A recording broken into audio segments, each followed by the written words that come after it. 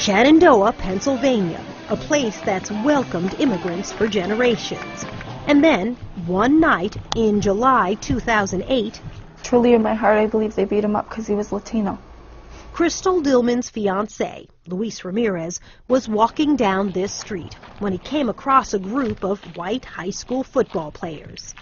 I heard the screaming and yelling, the ethnic, F this, Mexican that, spick this, the whole 9 yards. That's what they were saying? Yes.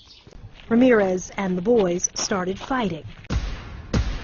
When it was over, Luis was on the ground, barely breathing. 2 days later, he was dead. Do you think about the way he died? Every day. I think about seeing him in the hospital bed, and I mean, I don't wish that on my worst enemy.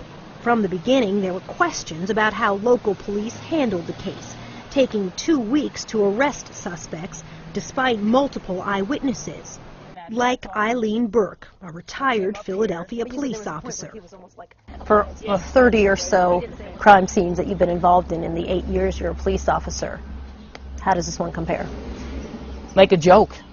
More questions were raised at the April trial of the 2 young men, Brandon Pekarsky and Derek Donchak.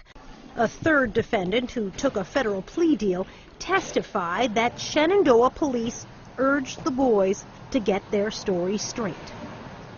Pekarsky and Donchak were convicted of the least serious charge against them, simple assault, and received minimum sentences of 6 and 7 months, respectively.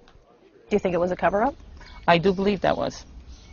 Now the Department of Justice agrees, unsealing indictments yesterday charging Pekarsky and Donchak with a hate crime. The indictment also alleges 3 Shenandoah police officers, including the police chief, conspired to obstruct justice. One, Lieutenant Bill Moyer, accused of lying to the FBI and destroying evidence. The sneakers, authorities say, the boys used to kick Ramirez to death. The officers have pled not guilty. Lawyer Gladys Limon has been at Dillman's side throughout the case. It's been very difficult for her, so this has provided some sense of relief and will provide her with a sense of peace this Christmas. Pekarsky and Donchak could have been released from state prison in just weeks. The new federal charges carry a maximum sentence of life. Soledad O'Brien, CNN, New York.